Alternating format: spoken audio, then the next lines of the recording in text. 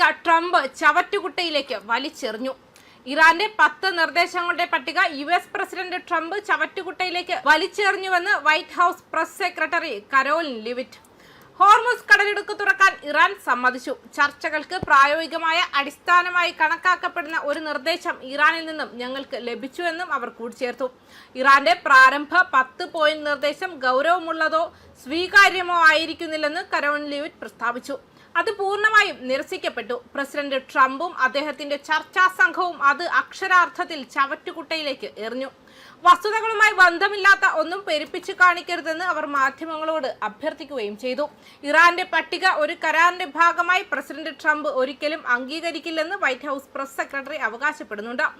American ജനതയുടെ ഏറ്റവും മികച്ച താൽപര്യങ്ങൾക്കനുസൃതമായ ഒരു കരാർ മാത്രമേ പ്രസിഡന്റ് ട്രംപ് പിന്തുടരുകയുള്ളൂവെന്നും അവർ രാജ്യത്തിന് ഉറപ്പു നൽകി.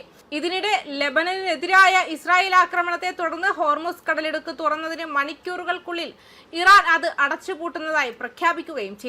വെടിനിർത്തൽ വേണോ അതോ ഇസ്രായേലിലൂടെയുള്ള യുദ്ധമോ വേണോ എന്ന് US തീരുമാനിക്കണമെന്നും ഇതൊരു രേഖ വ്യക്തമാക്കുന്നു. ഇതോടെ ഇസ്രായേൽ സംഘർഷത്തിൽ കുടുങ്ങിക്കിടക്കുന്ന US-നുള്ളിൽ പോലും പ്രസിഡന്റ് ട്രംപിനെതിരായ വിമർശനം ശക്തി പ്രാപിക്കുകയാണ്. ട്രംപ് പ്രസിഡന്റ് സ്ഥാനത്തിന് മാനസികമായി യോഗ്യനല്ലെന്ന് ഒരു US സെനറ്റർ പ്രഖ്യാപിക്കുകയും അദ്ദേഹത്തെ സ്ഥാനത്തു നിന്ന് നീക്കാൻ സാധ്യമായ എല്ലാ നടപടികളും സ്വീകരിക്കാൻ ആവശ്യപ്പെടുകയും ചെയ്തു. ട്രംപിനെതിരായ വിമർശനത്തിന്റെ കേന്ദ്രബിന്ദു ഇറാൻ അയച്ച 10 പോയിന്റ് നിർദ്ദേശമാണ്. ഒരു ദിവസം മുൻപ് ക്രിസ് മർഫി ഇതിനെ ട്രംപിന്റെ കീഴടങ്ങലായി വിശേഷിപ്പിച്ചിരുന്നു. ഇതിന് പിന്നാലെയാണ് ഇപ്പോൾ വൈറ്റ് ഹൌസ് ഒരു വിശദീകരണം നൽകിയിരിക്കുന്നത്. അതേസമയം അമേരിക്കയുമായുള്ള വെടിനിർത്തൽ ചർച്ചകൾക്കിടയിലും ലോകത്തിലെ ഏറ്റവും പ്രധാനപ്പെട്ട എണ്ണ കടത്തുപാതയായ ഹോർമുസ് കടലിടുക്കിൽ പിടിമുറുക്കിയിരിക്കുകയാണ് ഇറാൻ. ഹോർമുസ് കടലിടുക്കിലൂടെ കടന്നുപോകുന്ന എണ്ണക്കപ്പലുകളിൽ നിന്നും ഓരോ ബാരൽ എണ്ണയ്ക്കും $1 വീതം ടോൾ ഈടാക്കാൻ ഇറാൻ പദ്ധതിയിടുന്നതായി ഫിനാൻഷ്യൽ ടൈംസ് റിപ്പോർട്ട് ചെയ്തു. ഈ തുക ക്രിപ്റ്റോ കറൻസിയായി നൽകണമെന്നാണ് ഇറാന്റെ നിബന്ധന. വെടിനിർത്തൽ പ്രഖ്യാപിച്ചെങ്കിലും തന്ത്രപ്രധാനമായ ഈ കടൽപാതയിൽ തങ്ങളുടെ അധികാരം വിട്ടുകൊടുക്കാൻ ഇറാൻ തയ്യാറല്ലെന്നാണ് പുതിയ നീക്കം സൂചിപ്പിക്കുന്നത്.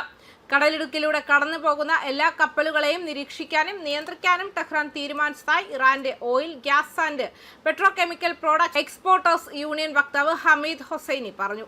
വെടിനിർത്തൽ കാലയളവ് ആയുധങ്ങൾ കടത്താൻ ഉപയോഗിക്കുന്നില്ലെന്ന് ഉറപ്പാക്കാൻ ഓരോ കപ്പലിലെയും ചരക്കുകൾ പരിശോധിക്കുമെന്ന് ഹൊസൈനി വ്യക്തമാക്കി. കപ്പലുകളെ കടന്നുപോകാൻ അനുവദിക്കുമെങ്കിലും ഞങ്ങൾക്ക് തിടുക്കമില്ല. പരിശോധനകൾക്ക് സമയമെടുക്കും. പുതിയ നിർദ്ദേശപ്രകാരം കപ്പലുകൾ തങ്ങളുടെ ചരക്ക് വിവരങ്ങൾ ഇമെയിൽ വഴി അധികൃതർക്ക് നൽകണം. തുടർന്ന് നിശ്ചയിക്കുന്ന ടോൾ തുക നിശ്ചിത സമയത്തിനുള്ളിൽ ക്രിപ്റ്റോ കറൻസിയായി അടയ്ക്കണം. അനുമതിയില്ലാതെ കടലിടുക്കിലൂടെ കടക്കാൻ ശ്രമിക്കുന്ന കപ്പലുകൾ സൈനിക നടപടി നേരിടേണ്ടി വരുമെന്നും മേഖലയിലെ കപ്പലുകൾക്ക് ഇറാൻ റേഡിയോ വഴി മുന്നറിയിപ്പ് നൽകി. അനുമതിയില്ലാതെ ഏതെങ്കിലും കപ്പൽ യാത്ര തുടർന്നാൽ അത് തകർക്കപ്പെടുമെന്നായിരുന്നു സന്ദേശം. കപ്പലുകൾ ഇറാന്റെ തീരത്തോട് ചേർന്ന് സഞ്ചരിക്കണമെന്നും നിർദ്ദേശമുണ്ട്. ഇത് പാശ്ചാത്യ രാജ്യങ്ങളുമായും ഗൾഫ് രാജ്യങ്ങളുമായും ബന്ധമുള്ള കപ്പലുകളെ വലിയ പ്രതിസന്ധിയിലാക്കിയിരിക്കുകയാണ്. ന്യൂസ് ഡെസ്ക് കർമ്മ ന്യൂസ്.